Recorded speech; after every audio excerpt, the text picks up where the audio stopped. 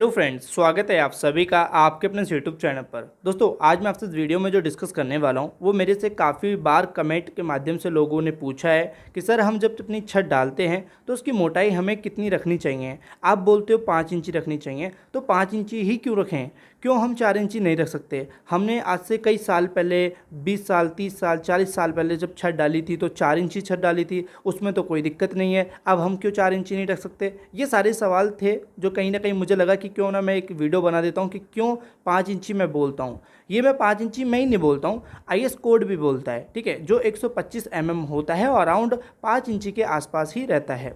तो यहाँ मैं आपको क्लियर आपको बताने वाला हूँ कि भाई आपको क्यों 5 इंची रखना चाहिए। देखिए, सबसे पहले मैं यहाँ पे पहला जो सवाल आया था कि भाई हमने तो आज से करीब 50 साल पहले 60 साल पहले हमारे दादा परदादा ने घर बनाया था, तब तो 4 इंची छत है, हमने नाप के देखी है, उसमें कोई दिक्कत नहीं आई है। तो देखिए, मैं वो क्या है, पहले के ज़माने में जब छत डलती थी ना तो भाई उसमें इतने पाइप इस्तेमाल नहीं होते थे, ना ही कोई फ़ैन बॉक्स ना ही कंसील लाइट। जैसे कि आप यहाँ फ़ोटो देख पा रहे हैं, ये भी काफ़ी पुरानी छत है। आप इसमें देखेंगे फ़ैन की जगह कोई फ़ैन बॉक्स की तरह कोई बॉक्स नहीं लगाया गया है, इसमें सिर्फ एक हुक या एंगल ही फंसाया गया है, जो कि आप देख पाएंगे जो आपको वीडियो में दिख रहा है। इसमें ईजिली हुक के माध्यम से ही पंखा लटका हुआ है। तो देखिए, यहाँ पे क्या हुआ कि 5 इंची इसलिए आपको देना ज़रूरी हो जाता है क्योंकि आप देखिए फ़ैन बॉक्स देते हैं, छत में कंसील लाइट आप प्रोवाइड करते हैं, जो उनकी आपकी कंसील होती है, या फिर जो आप कह सकते हैं जो उसके बॉक्स होते हैं वो करीब 2.5 से 3 इंची तो वो खुद होते हैं, ठीक है।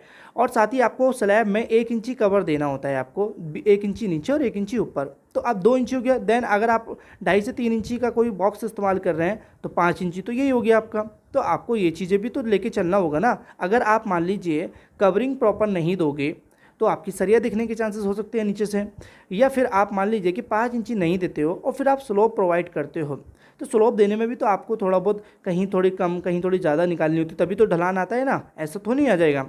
तो वो चीज़ें भी देखनी होती हैं।